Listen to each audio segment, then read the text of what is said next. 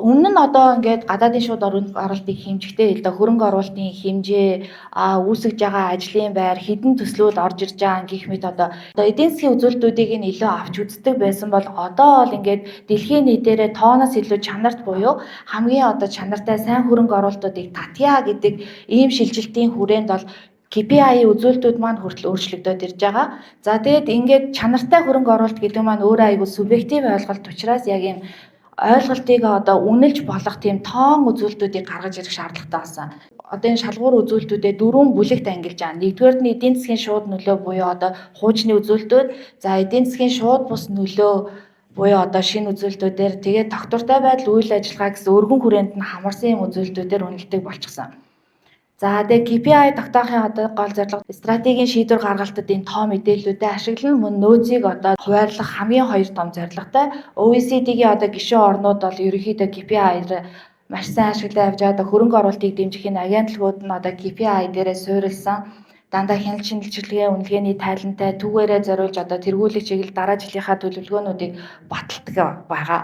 Дэлхийн нийтээр одоо эдийн засаг хүнд байна, төсвийн алдагдaltaй, хүүгийн түвшний өсөлттэй ер нь бол ингээд төсвийн төрийн зардал буурчихсан. Эдийн засгийн хүндрэлтэй нөхцөлд бас гадаадын шууд хөрөнгө оруулалт маань төрийн санхүүжилтийг доктортой байлгах чухал нөлөө үзүүлж байгаа. Тэгээд дэлхийн нийтээр одоо энэ хөрөнгө оруулалтыг татахын төлөө уг нь бол идэвхтэй өрсөлдөж яг юм зөв бодлого боловсруулж ажиллахыг одоо бодлого боловсруулагчид маань бас тэргүүлэх чиглэл болгон ажиллаж байна.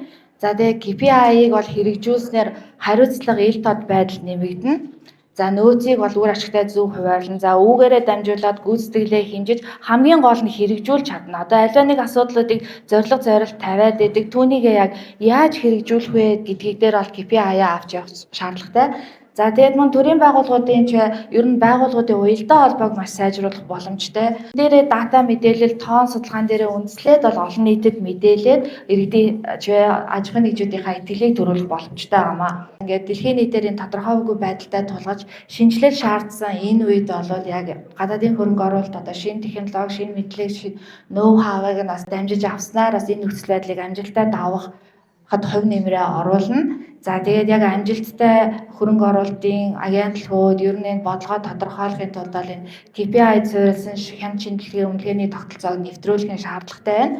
Ерөнхийдөө бол маш нарийнаар ингээд гүйцэтгэлийн үнэлгээний шалгуур үзүүлэлтүүдийг бүгдийг нь боловсруулсан. Энэ болгоноор одоо үнэл хийж байгаа биш. Гэхдээ яг бодлоготойгоо, байгууллагынхаа зорилго зорилттойгоо тааруулаад одоо өөрсдөө таарсан үнэлгээгээ аваад яг одоо байгаа суурь төвшнгөө үнэлж үзчихэд ирээдүйд хүрэх зорилтуудаа одоо хүрээд явах юм бол байгууллагын маань одоо хэрэгжүүлэх чадамжаас айгүй өндөр болж ирнэ.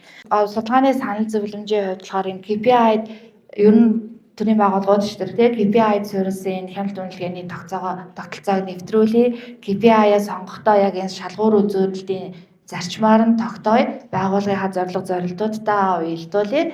За тэгээд түрүүний хийсэн жишээний дагуу судалгааны байгууллагууд маань хамтраад бас энэ судалгааг нь хийх шаардлагатай байна. За тэгээд чанарын үзүүлэлтээрээ одоо энэ KPI-аараа үнэлээд яг хөрөнгө оруулалтуудаа бид нар үнэлдэг болчих юм бол бас маш олон маргаантай асуултуудад нэгцэн ойлголттой хариулт өгөх боломжтой баг. Тэгээд энэ одоо үзүүлэлтүүдийнхаа дагуу дашборд дээр бас шийдвэр гаргалттай дата мэдээлэлээ цуглуулад явах шаардлагатай байна гэсэн санал зөвлөмжийг өгсөн байгаа.